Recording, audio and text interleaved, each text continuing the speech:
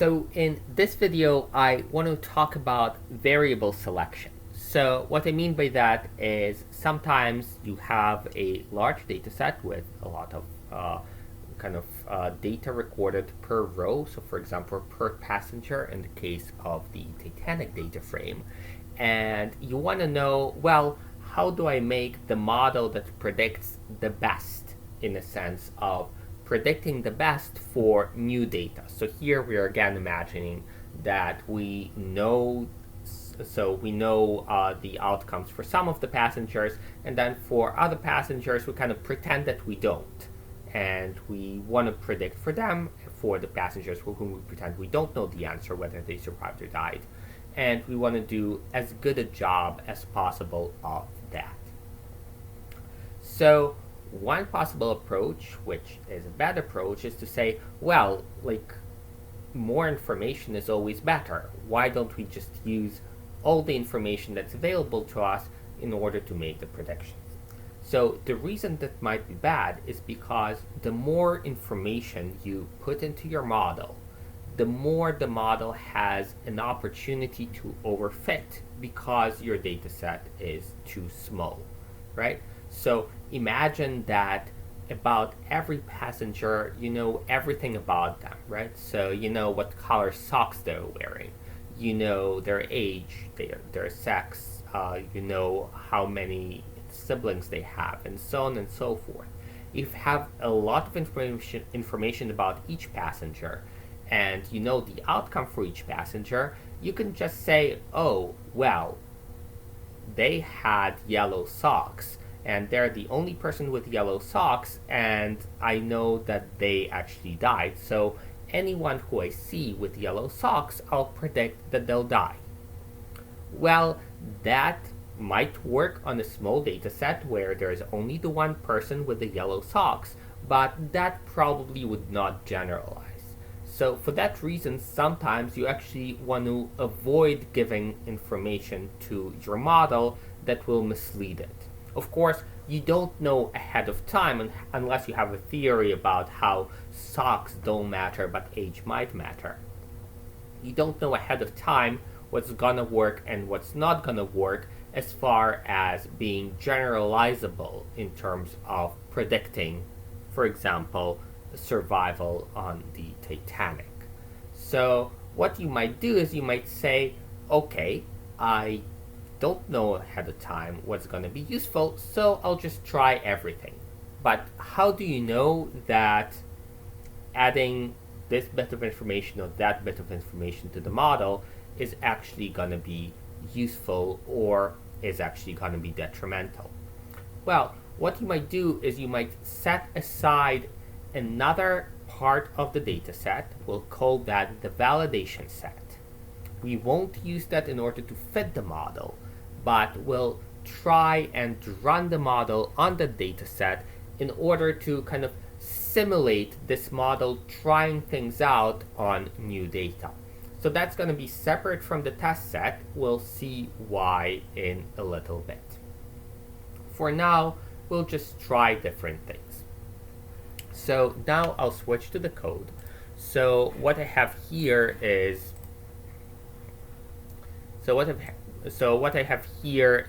our usual split into train, validation, and test. So we actually had the test set before, and we had the validation set before, we just hadn't used it. So here I'll do set seed 0, just so that if you are trying along at home or wherever you're quarantined away, you can get the same results. So I'll get my IDX. And now I'll get my train set, so that's going to be Titanic with those numbers of rows. So the first 50 row numbers in IDX are those, and those are the number of rows. Those are the rows, rather, with those numbers that are going to go into Titanic train, and this is going to go into Titanic valid. This is going to go into Titanic test. So now I have a little function. So this function takes the fit, and it takes whatever data I want. It makes the predictions for that data, and then it computes mean of pred equals to that $survived. So that's hopefully already familiar to you. That is the performance of fit in terms of the correct classification rate on the data frame dat. Okay, so that's going to be like that. So what I'm going to do now is I'm going to try different kinds of models, in the sense of I'm going to give those models different kinds of information, and I'll see how well I'm doing as far as predicting on the validation set. So the first one is not going to take in anything. So tilde 1 just means predict log odds equals A0 for everyone. Okay, so I'll do that. And the correct classification rate here is 60%. So that's like give or take the baseline. In fact, if I compute the base, it's kind of the base rate for Titanic valids, so I'll do Titanic survived equals to 0. So that's kind of the more common thing, probably. I'll get exactly the same thing. Okay. Why? Because fit0 predicted the same thing. It predicted 0 for everyone because it had to predict the same log odds for everyone, so the log odds had to be smaller than 0. Remember, log odds smaller than 0 correspond to a probability that's smaller than 0.5, so we just predict did not survive for everyone. So here's another model. So here we're giving the model sex and age and class. And again, the data, so the data here, by the way, should have been Titanic trained. That's a typo. It's not going to affect things. So now we're giving Titanic train here. So now we're giving more information to the model. So let's see how well it does. So that gets us 78% correct. So now we can try and say, okay, but what if we try class as a factor? Is that going to give us better or worse performance? So here we tried it, and here, so it gave us kind of like marginally worse performance. So this is kind of interesting because, as you remember from class, we kind of proved that you're going to get performance that's at least as good on the training set. So we can actually try and see what is the performance on the training set here. So we'll do train, and we'll do train with fit2 as well. So I'll add that. So what we expect is that the performance here is going to be worse or as good as the performance here.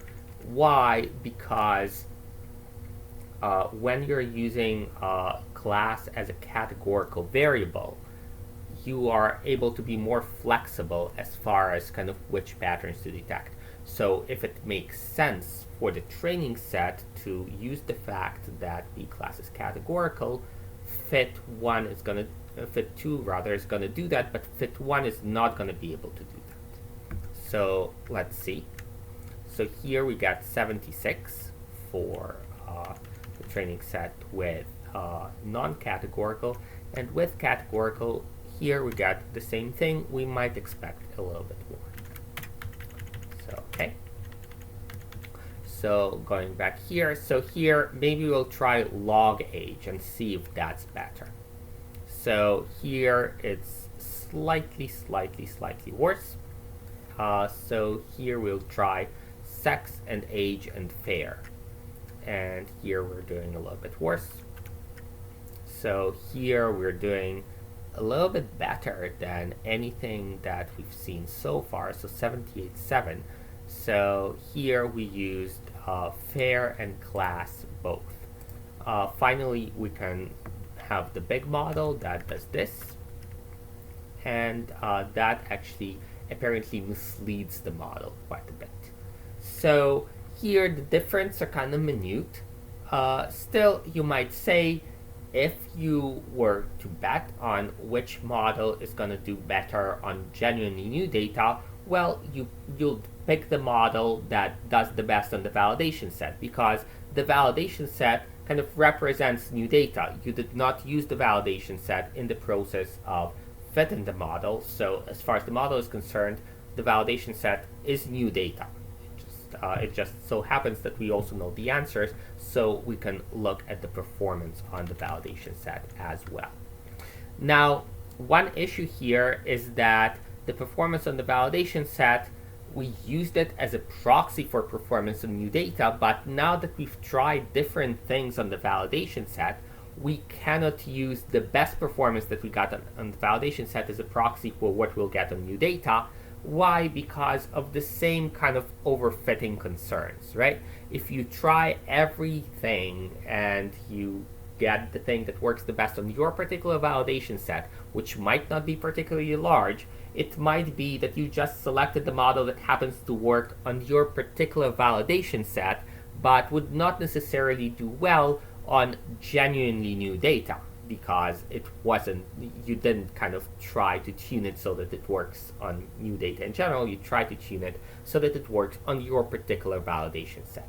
So for that reason, if we want to assess the performance of the model on new data after this procedure where we decided, okay, we're going to go with fit 4 because it gave us kind of like marginally better performance than other models, you would say, well, now we want to try it on the test set and see how well we estimate it'll do on genuinely new data on which you did not tune the model. So we'll see. And here the answer is 78. You sometimes would see a discrepancy, although not often. Usually the performance of the validation set is going to be about the performance of the test set, just because we didn't try that many models. We just tried like 4 or 5, and we did pick the best one, but we didn't bias the estimate of how well we'll do on new data by all that